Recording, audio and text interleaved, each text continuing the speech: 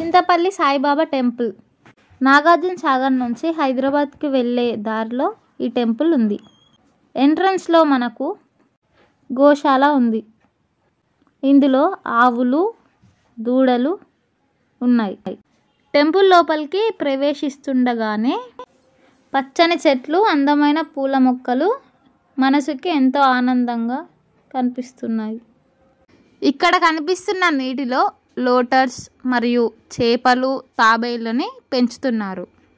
చాలా అందంగా పచ్చని తోటలతో ఈ గుడి నిర్మించారు.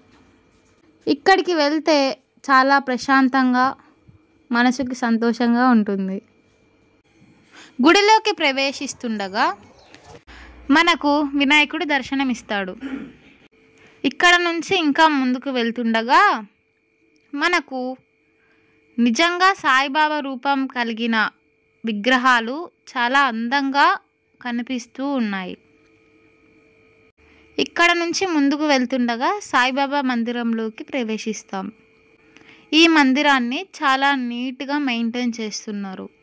కార్పెట్లతో, చెట్లతో చాలా అందంగా మరియు దారి పొడవునా డైరెక్షన్ బోర్డ్స్ ఏర్పాటు చేశారు. దీనివల్ల అందరికీ ఈజీగా అర్థమవుతుంది. గర్భగుడిలోకి ప్రవేశిస్తుండగా నందీశ్వరుడి విగ్రహం కనిపిస్తుంది.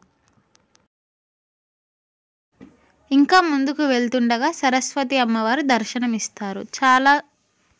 అమ్మవారిని చాలా అందంగా అలంకరించారు. మరియు దత్తాత్రేయ స్వామి వారు కూడా మనకు దర్శనం ఇస్తారు. అక్కడికి వెళ్ళగానే అర్చకులు మాతో మాట్లాడి మా గోత్రనామాలు అడిగి బాబా వద్ద ప్రత్యేక పూజలు చేశారు. బాబా ఫోటోను మరియు ప్రసాదం ఇచ్చి మాకు చేతికి కంకణాలు కట్టారు. అర్చకులు మాతో మాట్లాడుతూ బాబా దగ్గరకు వెళ్ళి దర్శించుకోవచ్చు అని చెప్పారు. అలా బాబాను దగ్గరగా చూస్తుండగా మనసుకు ఎంతో ఆనందం కలిగింది. మా చేతులతో బాబాను తాకి స్మరించుకున్నాము. అలా చాలాసేపు గుళ్ళో కూర్చొని ప్రశాంతంగా ధ్యానం చేసుకున్నాము. గుడి నుంచి బయటికి వెళ్తుండగా ఉయ్యాలలో సేద తీరుతుండగా సాయిబాబా విగ్రహం కనిపించింది. ఇలా సాయిబాబా గుడి చుట్టూ తిరిగి చూసాము.